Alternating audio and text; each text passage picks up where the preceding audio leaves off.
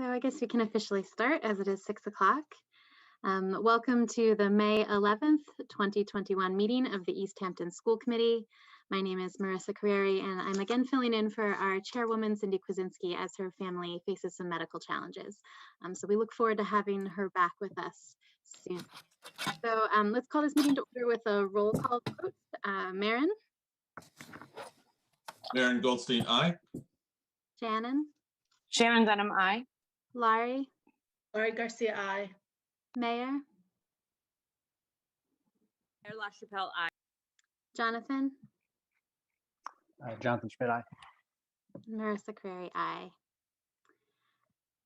So we'll begin with a couple announcements. First, our upcoming meetings include May 25th, June 8th, July 20th, August 10th, and August 24th. We have a few items of correspondence from Amy Moran asking the school committee to discuss a later start time for high school students.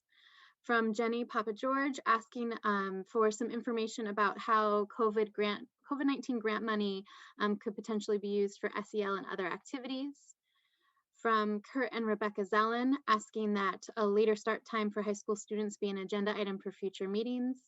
And from Gabriela and Eduardo Bustamante expressing a concern about a student issue, the specifics of which are confidential under student protection law.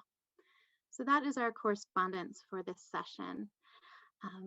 Unless there are any other announcements, I think we can open to public speak at this point. Can I just make a few quick announcements? Yeah, absolutely. I just want to thank everyone that participated last week in the walk, bike and ride event, or roll event. Last Thursday, we had huge participation and it was a beautiful day. And thank you to all of those that came and sent their children. And thank you to the police for volunteering to walk our students to school and to hold traffic. It was a great event. And I just wanted to recognize that. Thank you, Laurie Garcia, for helping to coordinate that event and getting that off the ground in the midst of COVID. And I just want to give the committee an update that we currently have 79% of our students are fully in person. So we're really happy with that number, and it seems to go up every week, little by little. So I'll keep you apprised of that number as it changes. Thank you. Can I ask a question just to it, speaking a little bit to the correspondence, but also I thought at some point we were going to have a discussion about the high school start times. Maybe we could even just announce that piece. And then we are going to be speaking about COVID funding tonight. So that was another one of the correspondence, although it will be in tonight's presentation and conversation. Yeah, I'll check in with you, Allison, if it makes sense to have to schedule which future meeting would be a good time to talk about the high school start time. I don't know if we need to do some research or invite our high school admin team, but that would be a great thing to start talking about sooner than later. Absolutely. All right, any other announcements? Okay, very good. Then we'll open it to public speak. If there's anyone here who would like to speak, please raise your hand or use the little Zoom gestures, and we'll be sure to call on you. So I see Cindy has her hand up. Hi everyone, my name is Cindy Mojica and I'm the current Diversity and Inclusion Liaison at the high school. And I just have an announcement for everyone and all the parents and students. This is a new project coming out. The Say Something Youth Initiative is Safe Passages Violence and Prevention Program for teens and offers opportunity for students and caregivers to support healthy relationships. We will be running a 2-week summer leadership academy where current and incoming high school students will be paid $200 to learn leadership skills, be part of a social justice project, and participate in an initiative, interactive violence prevention training series. We will be holding information sessions during the month of May for the students and their parents to learn more. Please contact me, Cindy Mojica. I am on the contact in the high school website. or go to the Diversity Inclusion Center. This is for any student, room 104, to get the information for the sessions for all the students. Parents and caregivers are invited to come via Zoom to an information session on either Thursday, May 20th from 6 to 7 or Wednesday, May 26th, 6 to 7. I will be sending emails out with a Zoom link for anyone who requested. And Safe Passages staff will also be at the May 25th school committee meeting to offer more information about the Summer Leadership Academy. So if you want to contact us, my email is in the website, and that is smojica@apsdus. Thank you. Fantastic. Thank you, Cindy. Is there anyone else here who would like to speak?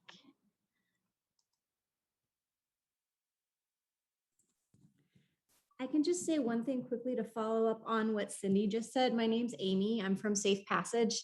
And I just wanted to offer my contact info if anyone has questions about the Say Something Youth Initiative and wants to talk to me.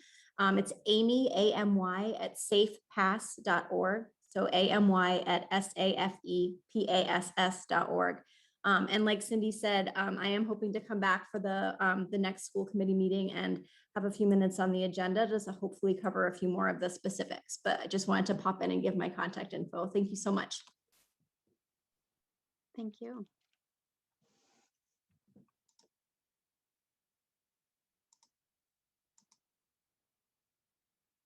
Right. I'm not seeing anyone. If anyone on the committee notices somebody that I'm missing, please let me know. Otherwise, I think we will close this public speak session. All right. Thank you. So at this point, we'll move to our subcommittee updates. We'll start with our policy subcommittee. Shannon? I actually don't currently have anything for the subcommittee except to update a few standard policies at our next meeting when we schedule one. Thank you. And finance subcommittee? Yeah, so I believe that actually we were gonna be presenting a little bit about the COVID related funding, but I believe now Dr. Leclerc will be doing that a little bit later during her presentation to do that with a PowerPoint. And so I may add a few little comments at that point, but otherwise we'll let Dr. Leclerc take the lead on that. Okay, great. Thank you. How about a CES update from Jonathan? Sure, nothing big, too big right this moment, although we do have our finalists for the ED coming later this month for final interviews. One unfortunately dropped out. They had to make that choice for themselves, but we still have two really fantastic candidates that we're looking forward to meeting later on in May. So I'll have more to tell you about that the next time we meet. Great, thank you. And a COVID response update. Laurie, anything from that team?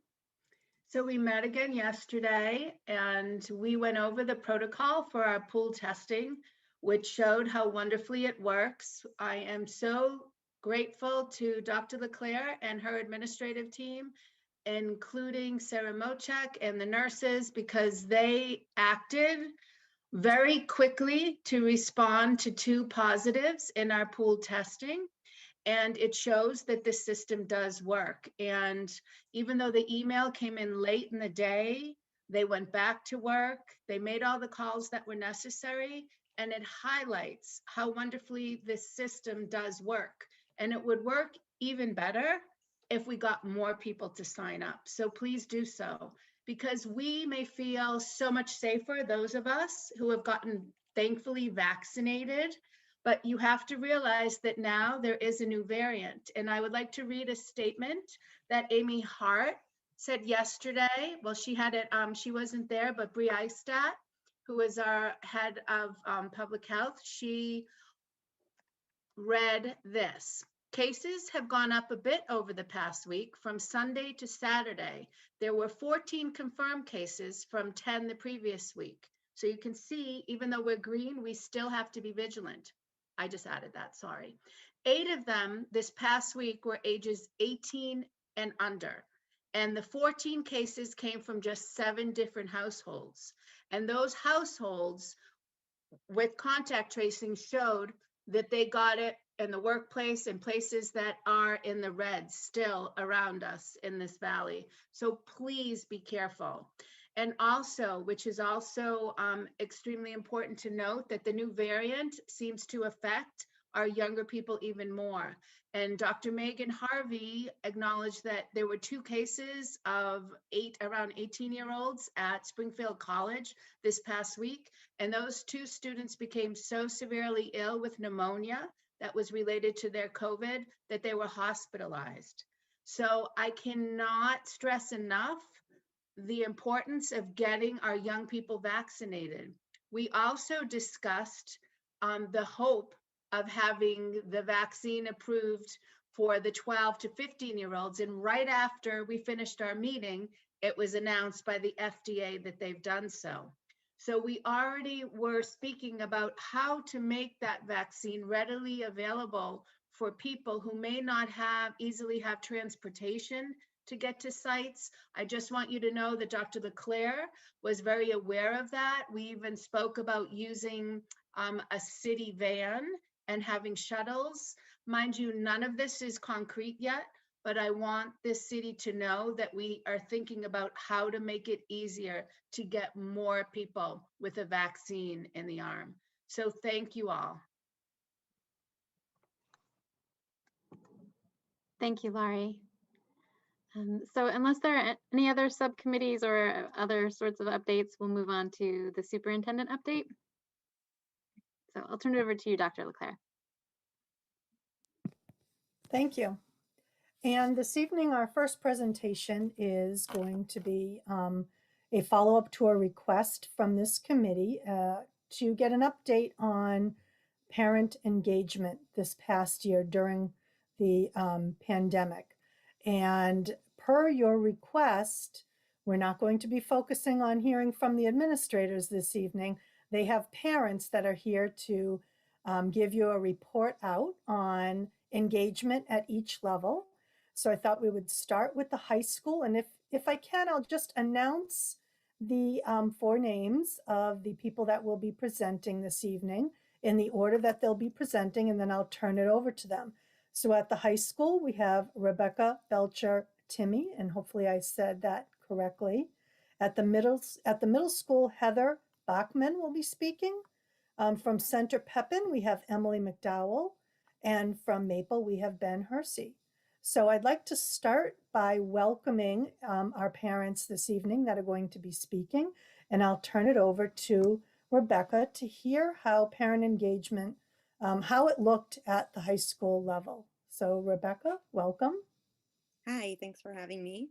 I'm really happy to share about the parent engagement and outreach through this pandemic, because it's been really, really amazing from the high school. We've had so much regular communication.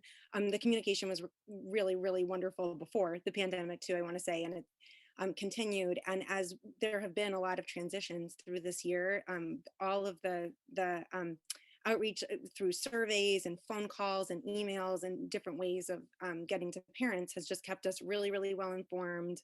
I mean, we were really like laughing in my house about how many surveys we were filling out and how often we were being asked for our input. And something that particularly impressed me was there was real swiftness and responsiveness to parent feedback when things weren't working. So for instance, when the half days were initially announced that kids would be coming back in person every other week for half days, it was proposed, I think, that the high school kids would come for the second half of the day around 11 and go till 2. And a lot of parents, there was sort of an outcry, you know, like, I can't really make this work with my elementary and middle school kids. And it was really, really quickly switched to be a schedule that fit more easily into families' lives. I did talk to Mr. Evans a little bit about what the outreach looked like. Like I was saying, I would respond to the emails and the surveys, and I asked him a little bit about just what they were doing to reach out to families who didn't regularly get the emails. And there were a lot of direct phone calls. There were some home visits and things like that. So I felt very well informed through the process, and that they made every effort to get to every family around every decision. Does that cover it for all of you? That does. You know, we also want the good, the bad, and the ugly. So give it to us. I mean, from my perspective, it worked really smoothly. You know, the only thing I just can't really speak to as clearly as if, like I said, if I hadn't been, somebody who had regular access to email, I don't know exactly what it would have looked like, but it sounded like a lot of efforts were made. Also, everything came in English and in Spanish. And I know that there was a lot of effort to, I talked a little bit to Mr. Evans about this too, just to make sure people were getting things in their home language or bridging communication barriers. And yeah, I felt like we got everything in a really, really timely manner from the high school, as much as it could be, like not everything can be. I have to, full disclosure, I'm a teacher too. And I felt like I have a lot of sympathy for what the schools and the administrative teams are doing, but I didn't see a lot of room for improvement. The situation was really, really tough. And I didn't feel like there was ever a time when I didn't know what was happening or that I didn't know what to expect, or that I couldn't explain to my kids, what was going to happen. I have a kid in the middle school too. And it was really true across the board that I felt like there was so much regular communication. So yeah, I don't have any ugly for you. Sorry, just the good. Thank you, Rebecca. And Heather from the middle school, welcome. Oh, you're on mute, Heather. Gotcha. Hi, Dr. Claire and the school committee. Thank you for having me. I am the parent of a current 7th grader at Whitebrook. And at the beginning of this year, when there was an announcement that they needed parents for the school council, I volunteered because in the past I thought about doing it, but in the past you had to kind of like fill out a thing about yourself and get voted in. And I am not a politician of any sort. So this was an opportunity though for me to find out what was going on at the school and to kind of lessen some of my anxieties that were a little bit left over from the spring when the pandemic was in its full throes and remote learning had just started. I want to say that partly is somewhat of a blur. Oddly enough, I don't know if anyone else feels that way, but we weren't doing full days of school. But even last spring, I felt that Meredith Belize had really done a great job, and also you, Dr. LeClaire, communicating with families, letting us know what was going on. It was a very challenging time for those of us who happen to also work full time. I was fortunate that I have a job that I can do mostly, remotely. But a lot of families didn't have that luxury. I understand that. But as far as this year goes, I have to say that Ms. Belize will, I think that she'll support me in saying that this is the best year my son, Michael, has had in school, academically and behaviorally. I think for some kids, remote learning has been good. Although he was very anxious to return to school and to meet his teachers in person, wanted to know how tall they were. And, it's a little different seeing your teachers in the Brady Bunch format on the screen. But I have to say that these teachers are just, I have to call them out for my son. I know they're all wonderful, but my son's teachers, Miss Johnson and Miss Dupris and Miss Lawrence in particular, along with their paraprofessionals, Miss Munier and Miss Rose, have just done a fantastic job of engaging my son. He has been on an IEP for social and behavioral issues due to anxiety and attention deficit disorder. And so, of course, I was concerned about many things, about remote, first of all, how I was going to help keep on top of him at home while I was working full time.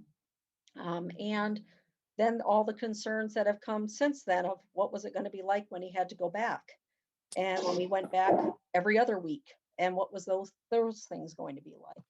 He's actually thrived in all of this, and I give all the credit to those 3 teachers because they invited us into their homes, quite literally. And I think even though he's so enjoyed now being back at school and getting to know the people in person, I think it was a way for a little bit more of an intimate getting to know each other and getting to know his teachers. My son hated reading. Miss Lawrence has gotten him quite involved in reading now, which is wonderful. Ms. Johnson for science class. He now wants to be a forensic scientist. I'm not exactly sure where that came from, but I think it was some novel they were reading in ELA and then some things he learned in science class. So he's made a career shift from wanting to own an Indian restaurant. That was what he wanted to do at age 4. So we've moved up into a different path. But I just have to say I was very anxious. I manage an outreach program for persistently mentally ill adults. I've worked as a crisis team director, and I have to tell you, I couldn't do what these teachers have done this year and last spring for 1 minute. It's given me a profound respect, which I've always had, but a newfound respect for people who choose to educate children. Must have been a very stressful time to have to meet new kids, not seeing them in person, having to do it on Zoom. God knows this whole thing was Google Classroom in that parent portal had me on my last nerve. The IT people were wonderful. Miss McGee up the White Brook reception area was wonderful when I couldn't get things off the portal, sending me progress reports. People have just been really fantastic with managing parents' anxiety as much as the kids. Ms. Belize has been available 24/7, quite literally sometimes when Michael had a hard day on a weekend and I wanted to forewarn her before he stepped on the school grounds. She received my text. I don't know if she enjoyed getting it, but but she received it and she always responded very respectfully and promptly. Mr. Stern has been just such a nice addition, I think, to the school. We actually have my son, and I appreciated that, the scheduling that probably went into that. And I'm trying to think what are the other things. We've had an IEP meeting earlier in the year on Zoom. And I just think that, across the board in all areas, even the school counselor, Miss Heidi Bai, did Zoom meetings with Michael at the beginning of the year so that he would feel more comfortable and confident doing the remote learning. I just can't say enough about how supportive everyone's been. I remember Miss Lawrence sent me an email when I was having a tizzy about something in the Google Classroom that indicated Michael might be behind in an assignment. And she just reassured me that, Michael's really matured and he can handle it. He's in 7th grade and you don't need to worry. We've got him. And that just meant so much to me because I was in the kitchen doing my work and I felt confident that he and his buddy, who we were doing 2 families, were kind of sharing, monitoring our 2 children, taking turns on different days, that they were in the other room and they were doing what they're supposed to be doing. And I think his grades reflect that. His interest in school, his excitement to return to school, and there have been no problems. I think that the schools handled it really well. He has not had one complaint. Well, I think he had a complaint about something, but it was really small and had nothing to do with anything the school was doing wrong. But I think as far as the school council perspective, that's been a really interesting experience. I appreciate the opportunity I had to be involved in it. I think there were 4 to 5 parent forums that were held to answer questions from parents. And I think those were well received in the community.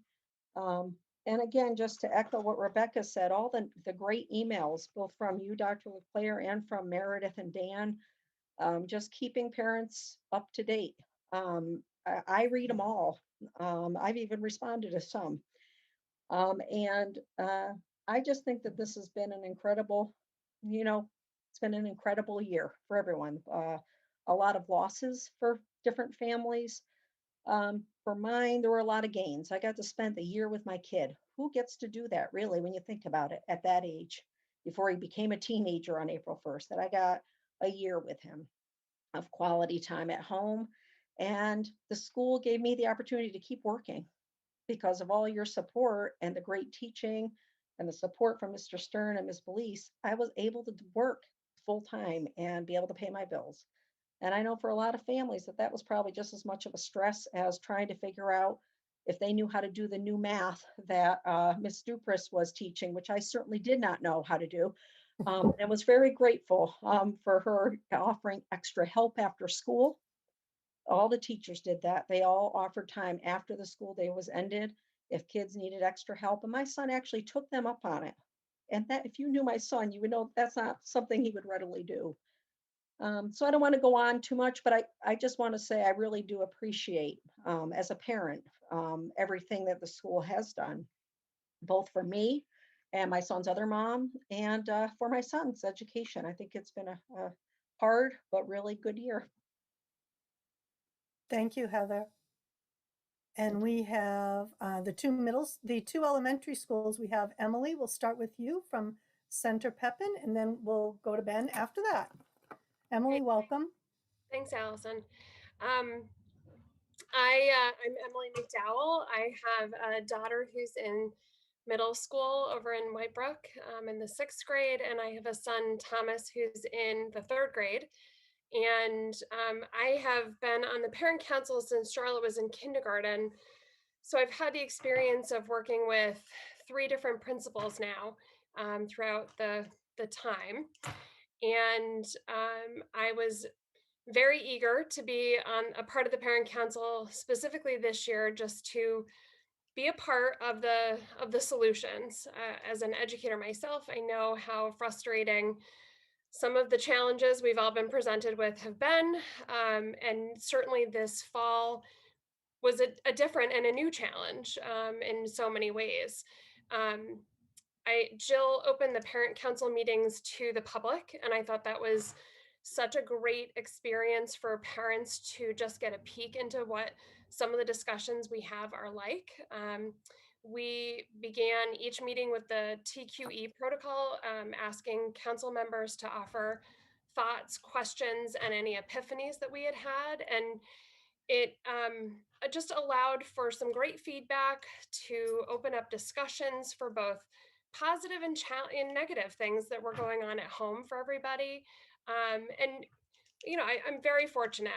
My children have had great experiences. We've had little bumps in the road throughout this past year and a half, and I have been just profoundly impressed with the quick reaction of the school, the quick reaction of the teachers, and the really positive solutions that have come from some of these challenges. And so going around the group and listening to the TQE protocol through everybody's eyes was really helpful, because mine have been mostly positive, but it was really helpful to hear others and their perspectives.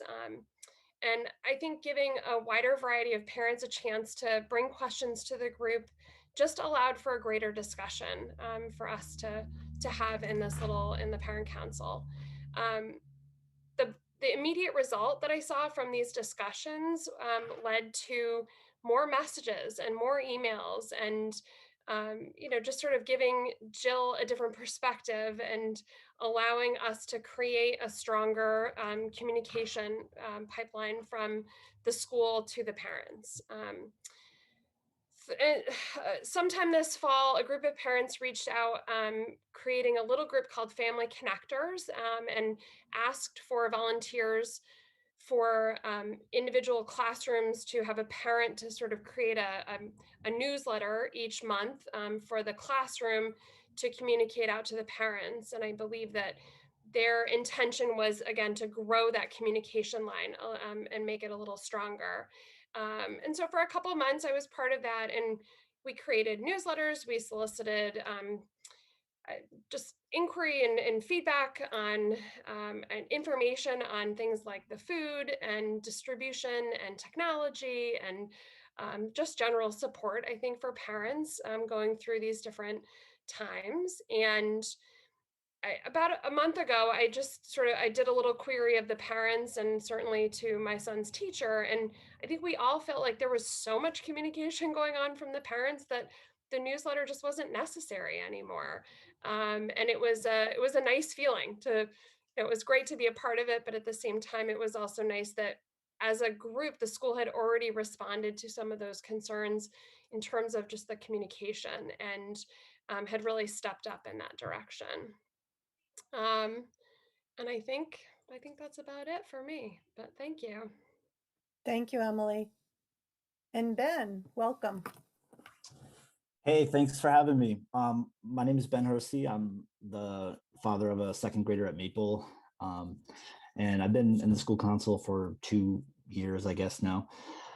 I got a few different things to report on. I try to talk to lots of parents all the time just because I'm curious about the parents' perspective from the district. But when it comes to Maples specifically, most of the parents that I talk to, if not all of them, have really positive things to say about Maple and the kind of culture there. Specifically, I think email is like the #1 way people are communicating. And I've talked to many parents who feel like the tone of emails is inviting and not overwhelming. And I've spoken to many Maple parents who feel like when issues come up, there's always someone available to talk to, whether it be, at the very top, or teachers or support staff there are always sort of responsive. So, it seems like an open secret to me that like Maple is a pretty spectacular place, but I think it would be also useful to talk a little bit about a couple of things I've just recently heard. Even today, I heard a couple of different things. For instance, I had talked to a parent who was saying that he's having a hard time getting connected with the whether or not his daughter can have an IEP. And it seems like there's some confusion in the communication channel there. I talked to someone else who suggested that the pre-K at Maple is maybe disconnected from the larger Maple culture, and could somehow, if possible, it would be really beneficial to bring those two more in active communication. As far as tools go, the Remind app was a pretty solid, really great, at least in my experience. Mrs. Hodgman, second grade teacher, was excellent at giving class-wide messages through Remind, but also, spontaneous one-off, hey, we couldn't find this, or we lost this, and it helped the day flow. And, we're doing a good job kind of complimenting people here. And I need to say, like, Mrs. Hodgman at Maple has been spectacular in terms of dealing with a lot this year, as so many teachers have in this district. Family Connectors, it seems to me like it is a incredibly full of potential, and I hope it doesn't go away. I think I've talked to a couple people involved in organizing that, and they've described that it could use a bit more structure and perhaps be a bit more organized and maybe formally connected to what the schools are doing. One person told me that it would be really valuable if we could get a clearer sense of how parents can support teachers, because there are lots of parents here who are really ready to be there however possible. And it could be like, let's buy some gift cards, or it could be, let's make a newsletter, or it could be whatever, like, because teachers here are spectacular and we want to be there for them. There was questions like potentially that the Family Connectors could exist within the PTO. I think like the PTO as an organization feels a little like it's drifting, like disconnected from that. It's the question is, what can we do with the PTO? I would love to get that thing more like, directly involved. And then transparency was like a big point for a lot of folks. Transparency about what's going on between the schools and the district as a whole. It continues to be incredibly important to parents and families. And I think that the impression I get is that families don't need to hear everything is perfect from on high. I think they want to hear like, hey, we're working on these things. How could you help us? Like, how could we get involved? How could we communicate together? Sometimes it seems like families would like the district to seem a little more vulnerable and more open to a dialogue. So we're here. I think a lot of parents are here for that. People want to know what's happening, what's working, what's not working. And even reaching out to parents and asking for help is really valuable. But as far as Maple goes, almost universally with parents that I talk to, Judy Averill is mentioned as a leader who has created a culture where teachers and staff and families feel cared for and respected. Recently, the first day it rained during the day at Maple, she sent out an email that night laying out exactly how lunch worked. 6 people or 6 feet distance, or in the classroom, kids in the hallway, here's what we did. We're not going to say this every time, but here's how we're going to deal with it. It worked like a trust builder. And that was the term I heard several times, trust building. It was reflective of the way Judy, I think, is listening all the time and anticipating what people are needing in that school. So her ability to listen and anticipate is pretty huge. And when I talk to parents about what Maple does right, the conversation seems to always begin and end with Judy is amazing. So just to put that into the mix. And I think one thing this Maple Council could do, last but not least, is probably hold some of these outreach kind of, parent conversations. I think we would all like to further support. What can we do as parents? What do parents need? What are they missing? There's a lot of positivity coming, but I think there's always ways we can do better. So I think that's about it. Thanks for having me. And this conversation is great. Let's keep doing it. Thank you, Ben. And so I guess before I have like a summary that I'm just going to put on it, but I didn't know if anyone on the committee had any questions for the parents or the building administrators here. I don't mean to put the parents on the spot, but if there's a particular question, if there's an area that you want to hear more about, because I gave them a little bit of direction, but I didn't give them a lot of direction. So if there's anything specific that you want to capture, please ask. Shannon? I just want to say thank you to all of you for keeping connected and keeping parents connected to the schools and the administration. It's a huge part of what made this year as successful as it was. So thank you all. Yeah, I just want to echo that. I think that as we know, as we all are, most of us are parents and kids in the district, that it is a two-way street. It does take engaged parents, engaged kids, engaged faculty, staff, everybody, administration, that really makes for the best functioning school district possible. And I think that, like Ben was mentioning, there's definitely a need for two-way communication and vulnerability and opportunity to get feedback. And I think that that's a thing that we can continue to look at. But I do think that we have had a lot of great successes, and it's something to keep building on. So I think that there's a lot more to be done with this, and this shouldn't just be, oh, that was the year that we did remote things and people were more engaged.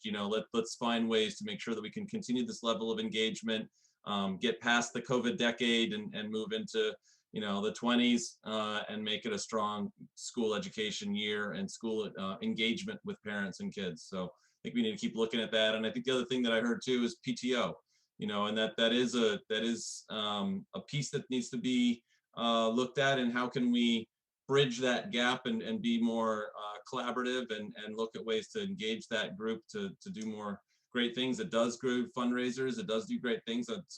But to have them come and present to us and have more opportunities to be aligned with what needs are in this moment and how to engage more parents, I think there's definitely a conversation to continue there as well. So thank you for all the points that everyone's brought up today. Laurie?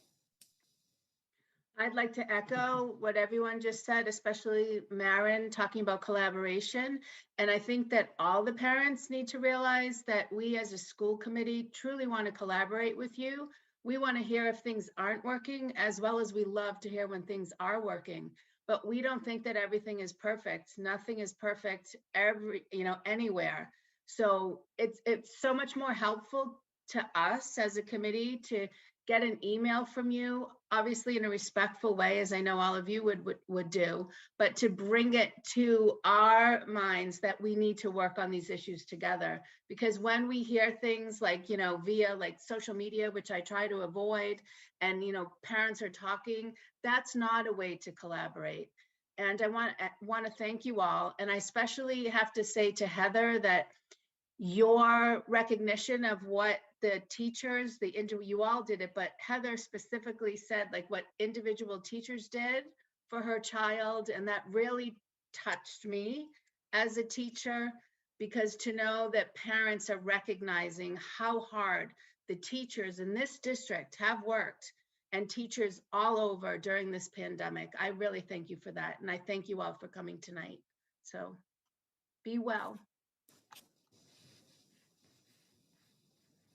And I just have a few, can I get sharing ability so I can just share?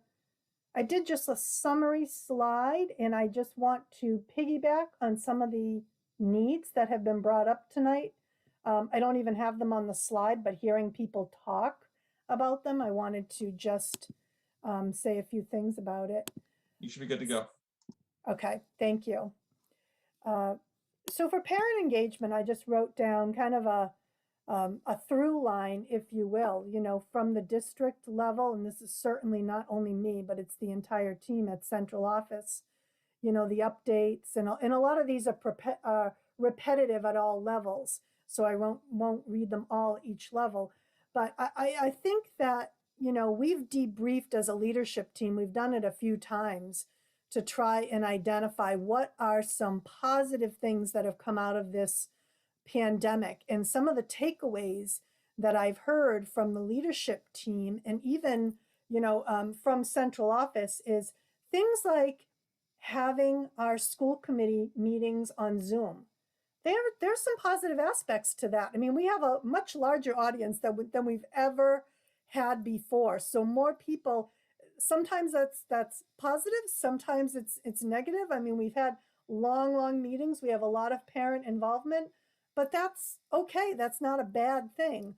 We want to hear about that. But I think it also trickles down to, you know, one anecdotal comment, and I know we can back it up with data from the special ed department. We've never had so many parents participate in IEP meetings and even 504 meetings, as I think it was Heather mentioned. Parent-teacher conferences. We've never had so many parents at the high school participate in parent-teacher conferences.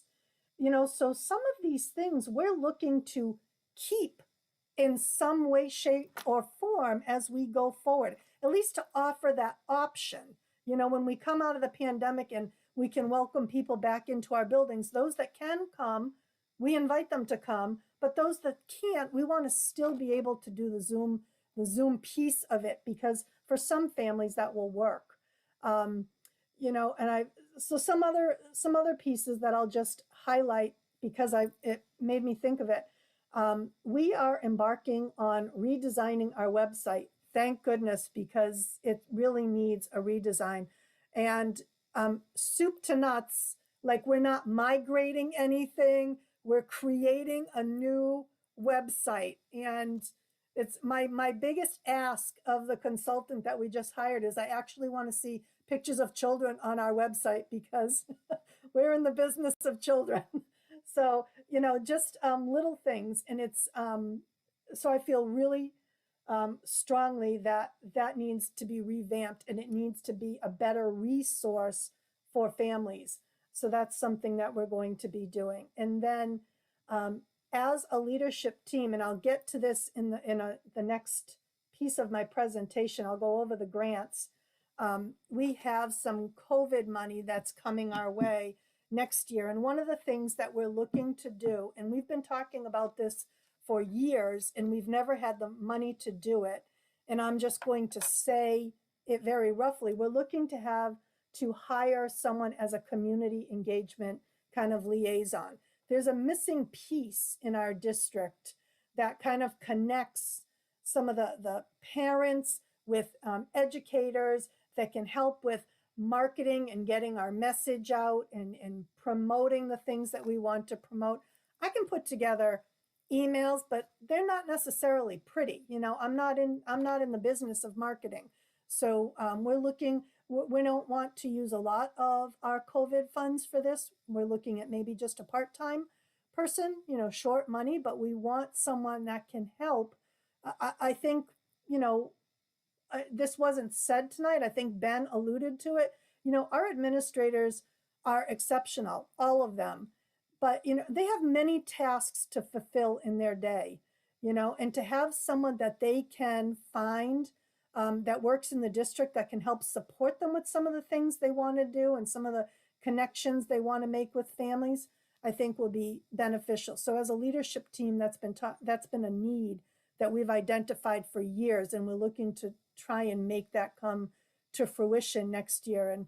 And I'll give you a little bit of an idea as I shift gears now in just a second about grants. But any final thoughts? Let me stop sharing so I can get back to the regular meeting. And I don't know if any school committee members have any final comments on the parent engagement piece. Any other questions that you didn't have answered? Jonathan?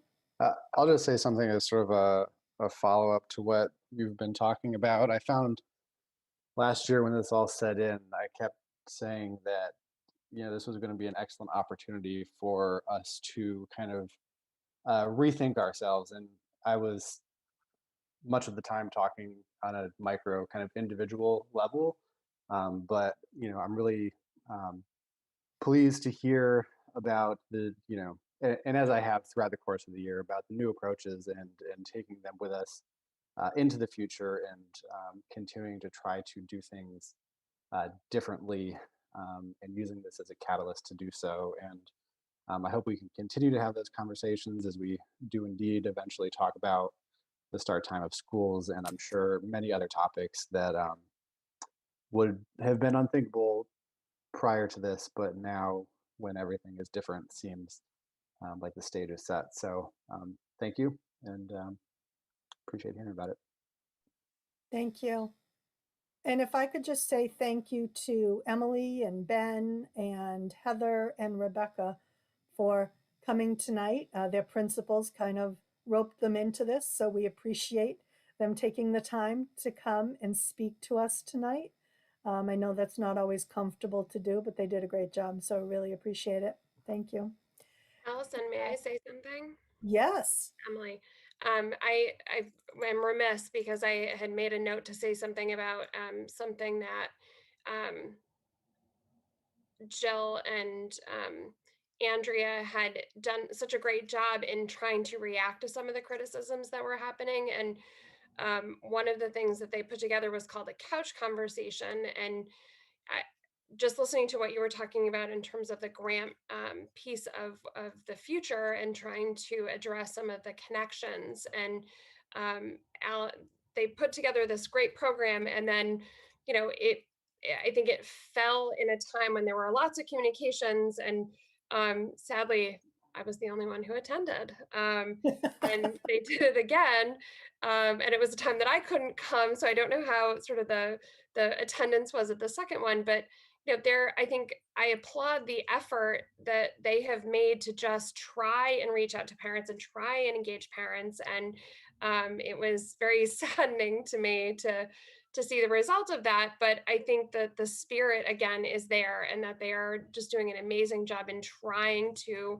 meet the parents where they want to be met, and trying to figure out how to engage them. So I'm thrilled to hear that there is some long-term view on that, and just trying to continue the engagement. So thank you. Thanks for letting me add in. Thank you. All right, and I'm going to shift gears and just talk a little bit about grants. When we did our budget presentation a few weeks ago, I gave a very brief kind of general overview, and so tonight I wanted to give you a little bit more of the drill down details, if you will. So this is a picture of where we are right now. The first 4 lines refer to funds that came into the municipality of Easthampton, and the school district was fortunate enough, primarily last spring, but a little bit into the summer, and I think a little bit into the fall, we were fortunate enough to apply for some reimbursements through the city, primarily for some technology, PPE, initially some meals, and cleaning and sanitizing. So I don't have the final amounts of the reimbursements. We still don't know that information on the city side yet, what was accepted and what wasn't, but So those are dollars on the city side, and I can bring more information once it's all settled. So ESSER 1 is funding that came from the federal government to the school district, and we received $184,000. That was like last spring, and we used it for this past year. We've spent all of that. We have $0 left in ESSER 1. And I'll break down on one of the next slides exactly what we spent that money on. ESSER 2 funds is the next allocation from the federal government. We have $702,000 being allocated to Easthampton Public Schools. We have not applied for that money yet. There were two options that the Department of Ed gave us. You could either apply for it if you needed it this past year. You could apply for it I think it was like in January, February, or you could wait until July, some date in July, and apply for it so that you'd have it for the summer and into next year. We chose to wait and use that money next year or after this school year ends. So we haven't applied for that. We don't have that money in our district yet. It's just waiting out there for us to apply for it. The Cvr grant was for $441,000. We did receive that grant. That's another source of federal dollars that came in this year, and we spent it this year. And don't ask me what these names are. Julianne is on the call if you want to know the long names for them. The RLTE grant was for $78,000. That's a technology grant. We spent that in total this year. And the GER grant is for $16,000, and we've spent that. The last three grants, CVFR, RLTE, and GER, were only for this past year. They're not going to have second or third or fourth waves of money. So let me tell you a little bit about what we spent those grants on. So this is ESSER 1. This is the $184,000 grant. So, and if anyone wants to stop me, just stop me if you have questions. And like I said, Julianne's here if you want to drill down deeper if I don't know an answer. Salaries, we partially paid for 2 new educators. One was an ELL teacher and one was a technology integration specialist. And we've hired more nurses in Easthampton, pretty much all to deal with COVID and helping support either families or students in the era of COVID. Stipends were we had some distance learning trainers at the high school that focused on, they were educators at the high school, and they received a stipend to work with their fellow educators in helping them train on remote learning, distance learning, because our integration specialist was for the lower levels. $0 in contracts and travel. For devices, we lumped in, this is laptops, iPads, whatever we needed. We spent $22,000 of this grant on miscellaneous devices and $92,000 on subscriptions. Keep in mind that this was a huge shift. And some of the things I wrote down here, manipulatives. We would have manipulatives that groups would share in school.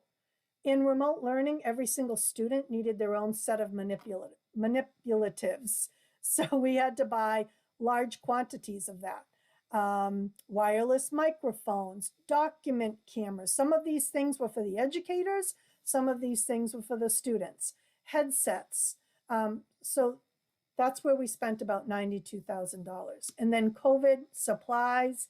We did a health screener. We did some safety supplies for our isolation rooms. Those were new spaces that needed to be outfitted with all separate nursing equipment. So it's almost like we had 2 nursing rooms. We have 2 nursing rooms in each building. So they needed separate sets of PPE and all the things that they needed.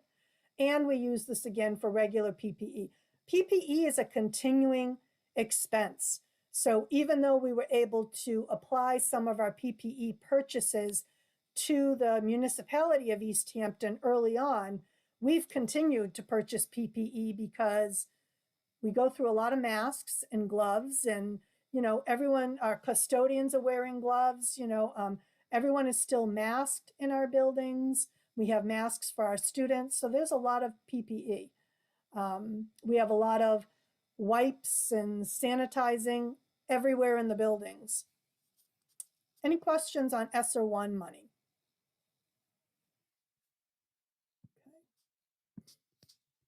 CVRF was for $441,000.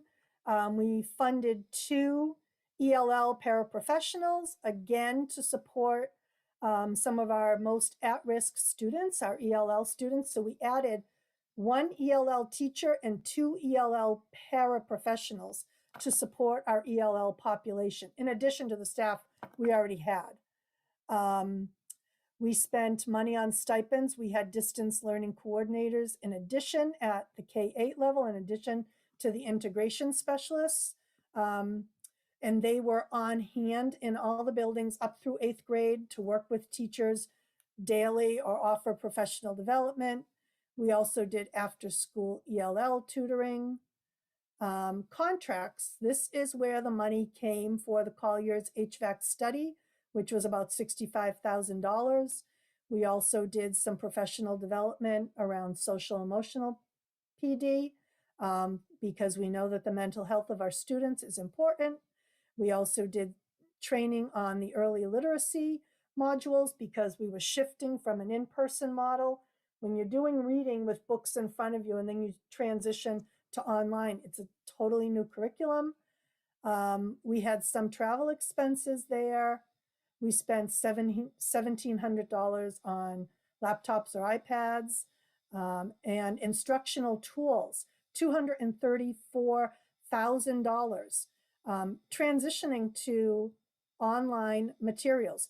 For example, our math curriculum in the district had no online components. So K-12, we needed to move to an online math curriculum in order to be successful in remote learning. That was over $50,000 to move to an online curriculum.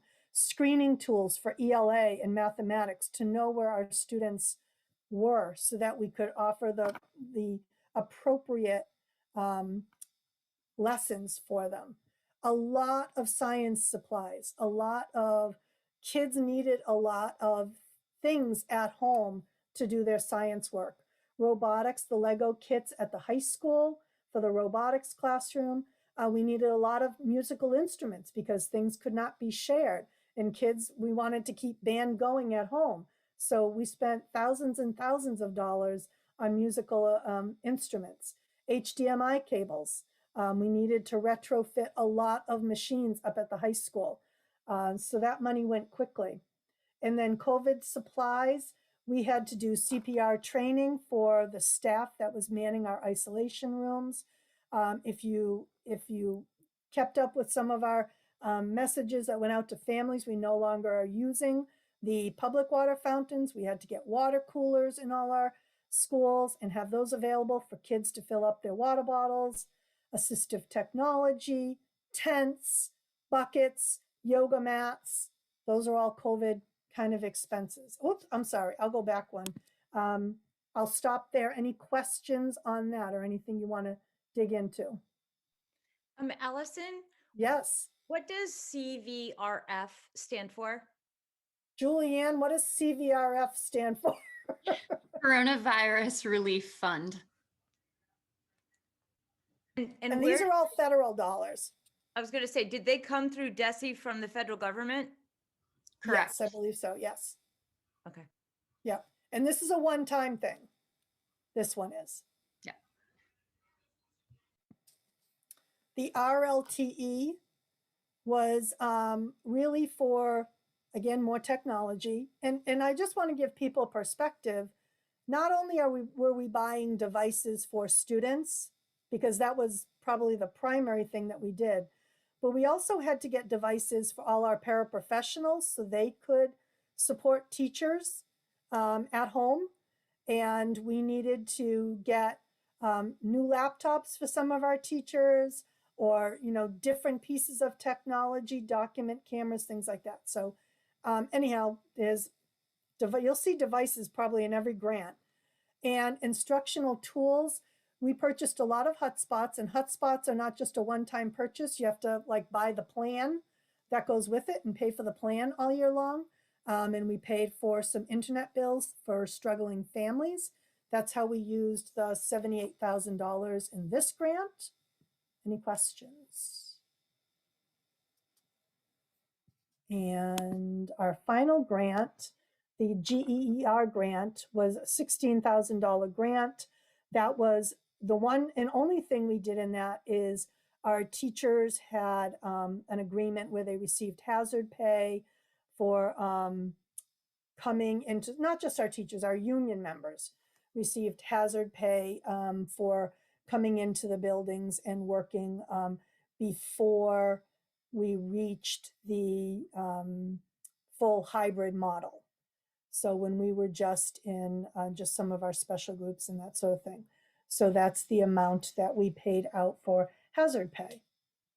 And that's what I have for, oh, and then I was just going to show you other grants that we receive in Easthampton. And these are grants that are not COVID related grants, but I thought that, you know, people might like to see, and I'll share this out with the school committee members. Our Title I, all our title grants are grants, they're called entitlement grants. We receive them every year. The amount may change a little bit, and they're pretty much all tied 100% to staff. So there's not really any extra money in any of them to do anything else. We have an early childhood special education grant, an IDEA grant, which is another special education grant. The IDEA grant is another entitlement grant. And so again, we would get that every year, and the amount may change slightly, but it's something that we plan on. The early childhood grant above that, I believe, was a discretionary grant this year that we applied for. Nicole, I see you looking at this. I'll send this to you after, so don't worry. No, actually, no, I have this from the Okay. DESE website. Yeah. I was wondering, what does GEER stand for? Oh, sure. Julianne, will you pipe in on that one? That's the governor's,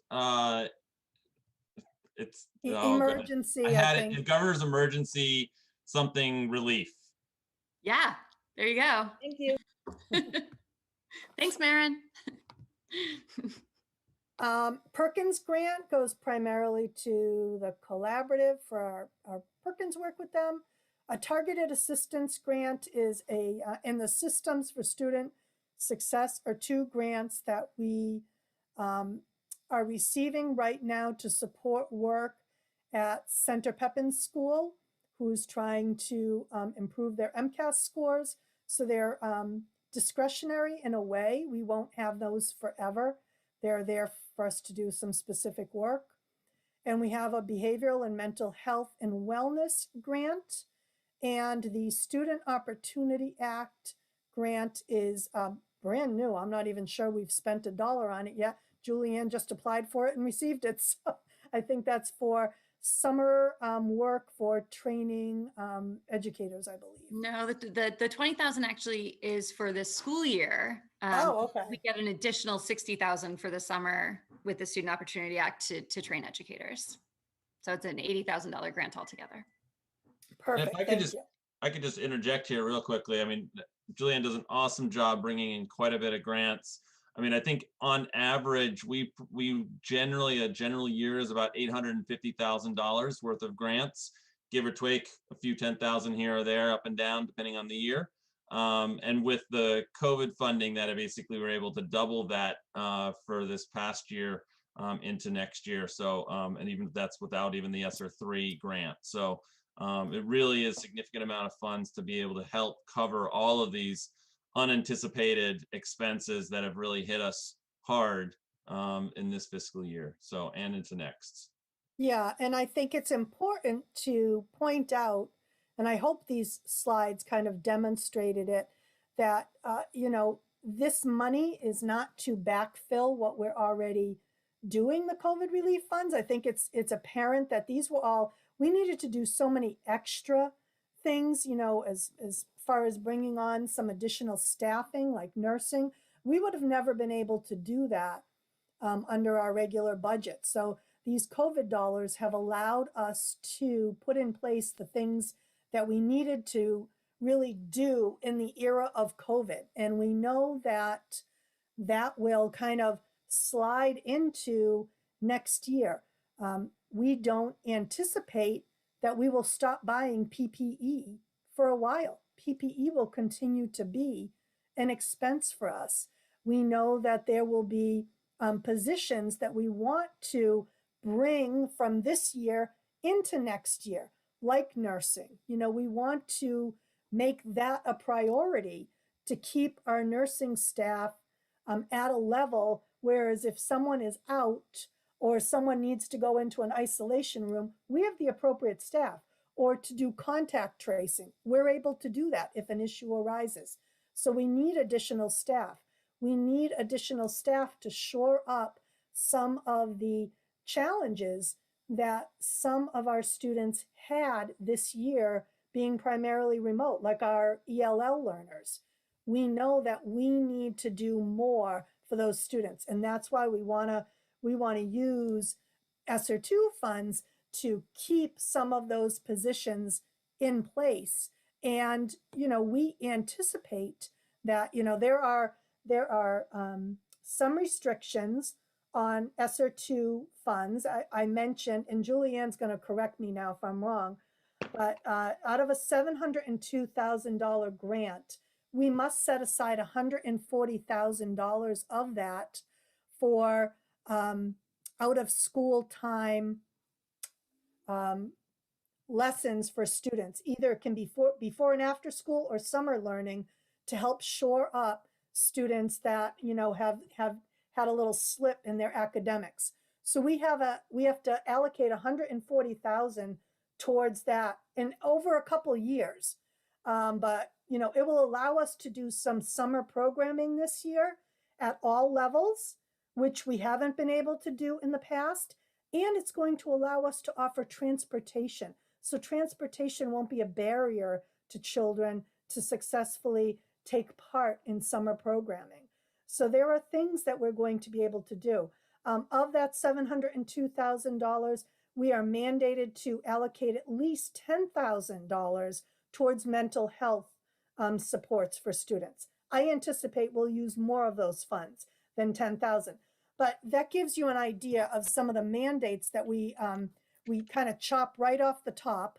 And then, we also have the staffing needs that we want to pull forward and all the PPE needs that we have.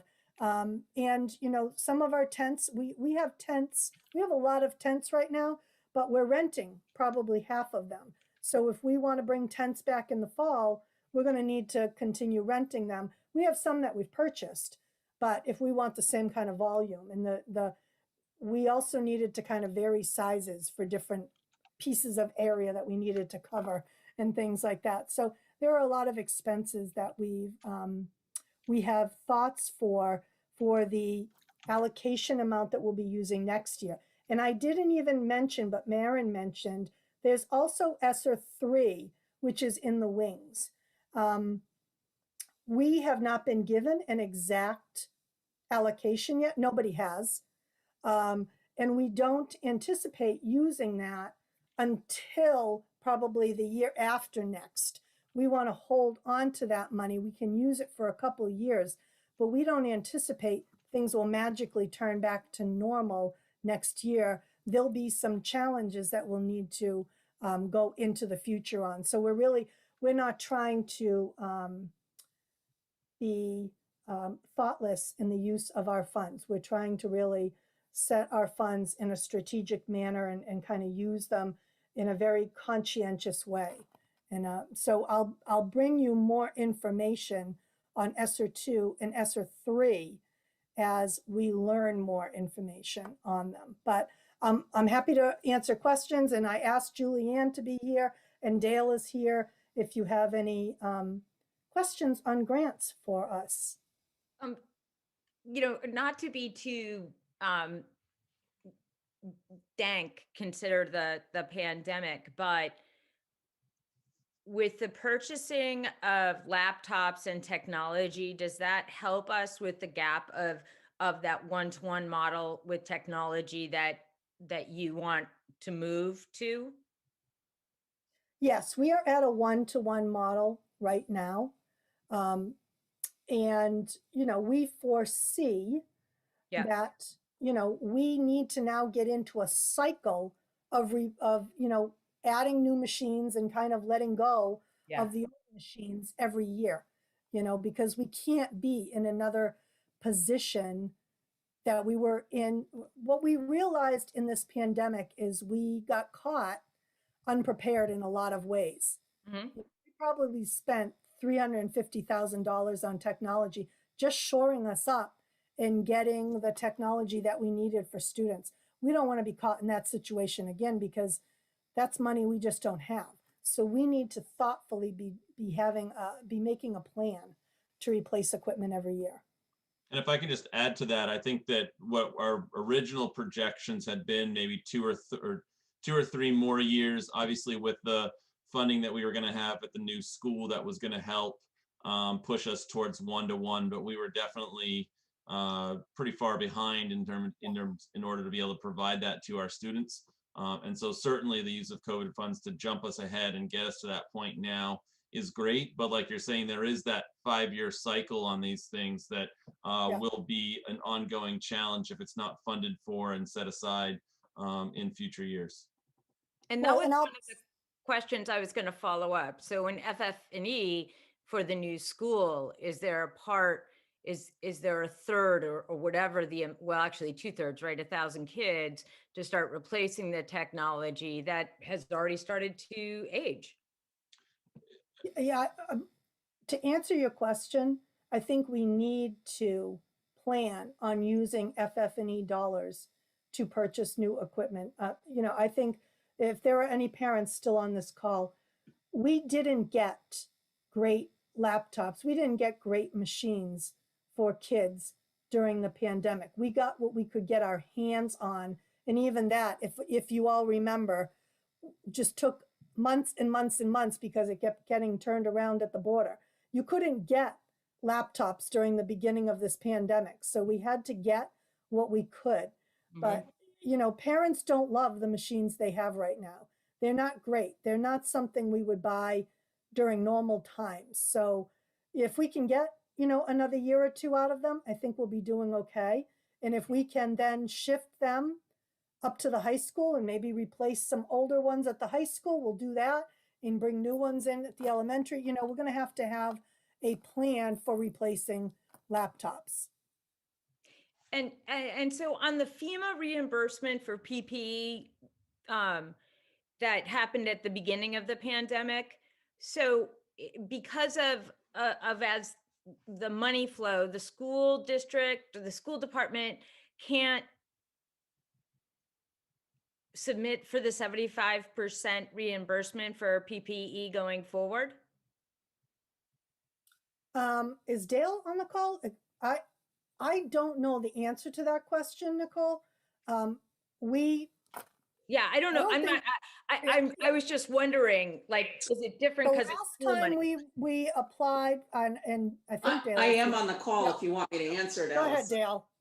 So we applied for all of the PPE that was purchased last year by June 30th. Right. And my understanding was that a combination of CARES and FEMA reimbursement covered everything that we asked for from the city. Mm-hmm. And then Jen Gallant had me gather everything that was purchased between July 1st and September 30th. Yep. And my understanding was she was going to apply for that. I've not heard whether it was received or what we could expect to see of that. But my last conversation with her, which is several months ago now, was she didn't anticipate being able to apply for additional reimbursement going forward. I know it changed after that. So that reimbursement rate was 75%, and we're being told that it's now 100%. Oh, FEMA has not cut anyone checks, but they have approved the reimbursement. So the money is, it is coming back. It's just literally, it's sitting in DC, and all the cities, we're all waiting for that reimbursement to come. I know that the regulations changed about where you could get reimbursement and where you couldn't. And I wasn't sure what happened to that. I know in the very beginning, before June 30th, it was an easy, like, definitely anything and everything, regardless of department, but I didn't know what happened after that, Dale. So thank you. You're welcome. any other grant questions or anything you'd like more information on? Go ahead, Marissa. You mentioned a minimum of 10,000 on mental health, but I just wanted to amplify the question that came to us from, I think, a parent or a community member via email. If you could just say a little bit more about if we have grants allocated towards social emotional learning over the next year or so. Yeah, so I think on one of the slides I talked about the training. So we've done some trainings, and I do want to point out that this past year, this year that we're in, we've added counselors at the elementary schools. We didn't have them before. They were cut several years ago due to a decrease in the budget. And we weren't able to fund them through regular district funds. We were able to fund them through a grant this year, a special ed grant. So we've added counselors back, and that's been huge for student mental health. And I think it's important to say that our counselors and our psychologists have been doing amazing work all through the pandemic, still meeting with kids and doing all sorts of things. So that's continued. It's funny because I think more and more opportunities are showing up. Julianne shared a mental health grant opportunity with us today, which requires a team to participate in, an introductory webinar, and Julianne is trying to lasso a couple administrators to be part of the team. So that's probably a grant that we'll be applying for, a mental health grant. But I want to say anecdotally, I anticipated that there would be a lot more mental health challenges when students began returning to school. And I don't want to make light of mental health issues because it's extremely serious. But I did ask the administrative team last week, how has it been? What are some of the challenges? Are we seeing, an increase in mental health struggles with our students? Are there any areas we need to be focusing on right now? And one of the elementary principals said to me, Allison, the minute the kids walked in the building, they just smiled. Like their stress level and their anxiety level, for many of them, not for all, but the administrators said that children are genuinely so happy to be in school. And this might be the kind of the honeymoon period, the beginning of school kind of period. But I think that there are still challenges for our students that are remaining in remote. And I think there will always be challenges for students when they are in school. But, we're going to be looking at the mental health challenges. It's something that we're keeping an eye on. And I think I don't want to say to you right now, we're going to do specifically X, Y, and Z, because as our principals are watching the students return, they're trying to gauge where students are. And right now, things are really going well in the schools, and children are genuinely happy to be back. And And I see Heather putting her camera on, and I think Heather is one person. And I know we can't call on a parent right now, Heather, so I'm sorry, but Okay. you did paraphrase for us that, you know, I think she gave us a perfect example of how, you know, children are, I think some of their challenges have decreased now that they're back in school. I'm not saying it's that way for everyone, and I don't mean to make light of any issues, because children will have challenges. But I think we want to be thoughtful and really kind of monitor students while they're in school before we make decisions about what we need to put in place for supports.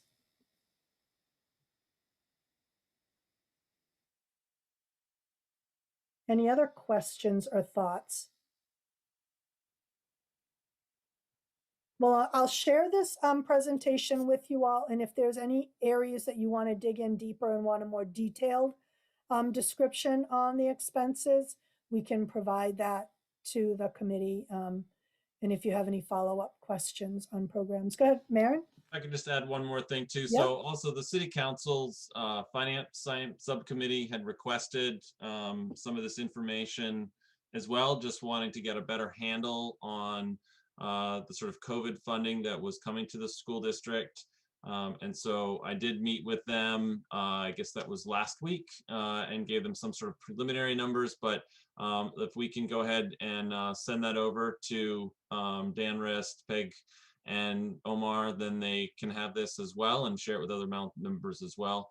That would be great as well. So they have some preliminary information, but I think this will be a good follow-up. And then I've already offered that if they're interested, Omar is oftentimes in our meetings, and is great for him to sort of. He was here with Cindy. Yep, he was. said hi to me. Yep. He was here, and he, you know, often comes to our. There he is. Yep. See?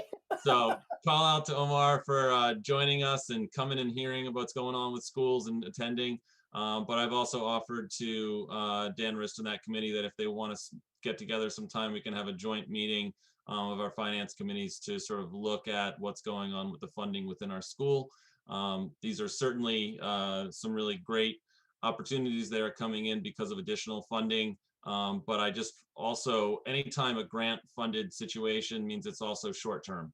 So Yep. grants come in, they're used, and they go away. And far too often, unfortunately, the school district is left to have to use our grants to pay for staffing.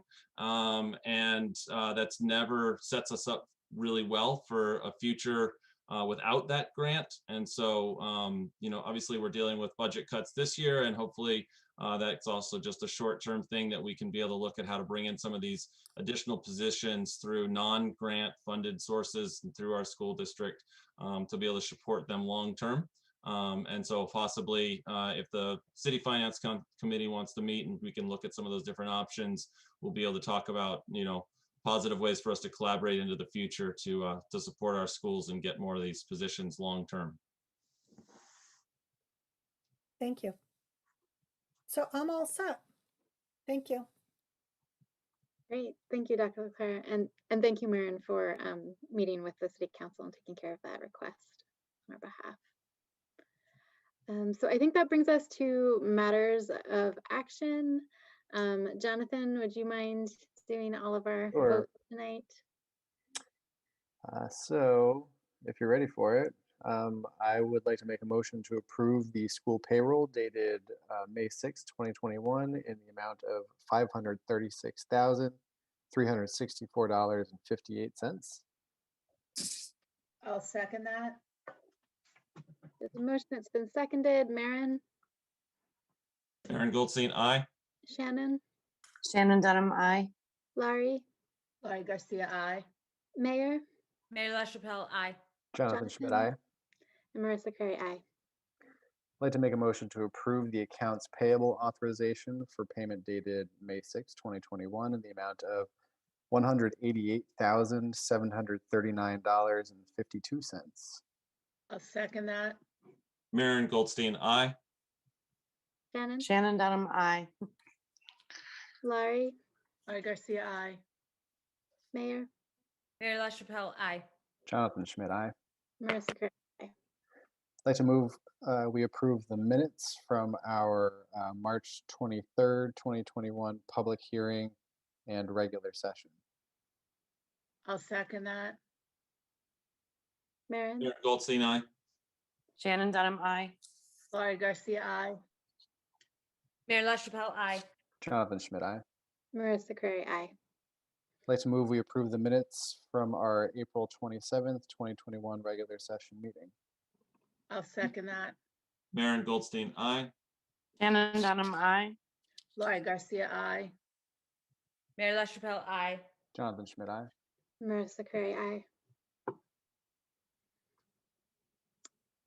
Oh, I think we have that one more, the April 27th. That's what we just did, I think, right? Yeah. Oh, So I think we did sorry. all four things. Wow, you were so efficient. I just want more of these. Do we have anything on underneath other? Yeah, Shannon. I just wanted to ask, so we had an equity steering meeting, I think it was last week or the week before, and a question arose regarding a student member and the fact that we have not had one this year of our school committee meetings. And I was, I'm curious to see if there's anything we can do going forward to make sure that we do have student involvement in our meetings as well. We will have a student member for next year. Okay. I think we. I know only have things are a two little more- crazy this year, but Yeah, I think we only have 2 more meetings this year, and the kids. I were wasn't really- looking for this year. It Yeah, was just yeah. to bring it up. The kids were zoomed out all after being on camera all day. And is there a timeline for us to talk about the high school timing? Is that something that's going to be coming up at one of our future meetings?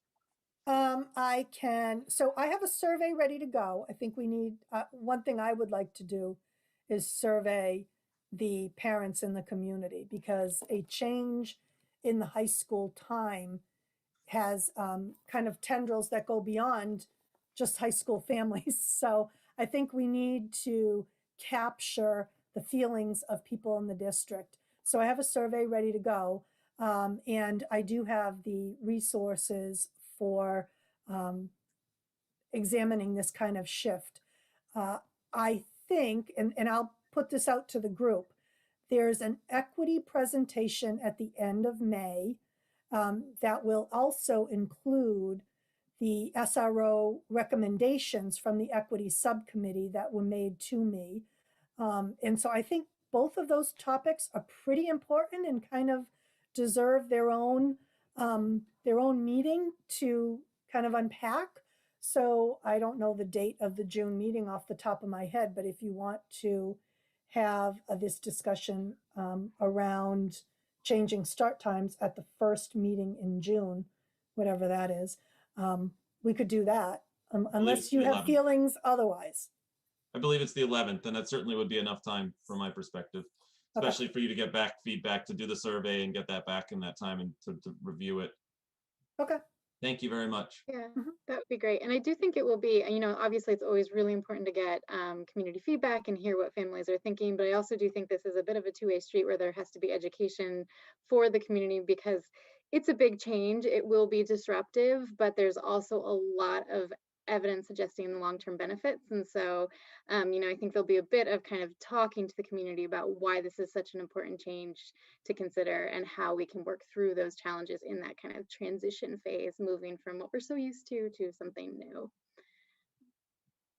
And if I could just say, I'm assuming the survey will go to families, but given the demographic that we're dealing with, I wonder if it'd also be really valuable to hear from the students and their perspectives as well. Yes, I will specifically have a survey done for the high school students. And I'm not sure that it would be, I don't think it would work at the elementary level. And really what you most likely, I don't want to take the wind out of anyone's sails, but you most likely would be talking about flipping the two, the elementary and the high school. Middle school usually stays the same in this kind of discussion. Yeah. So.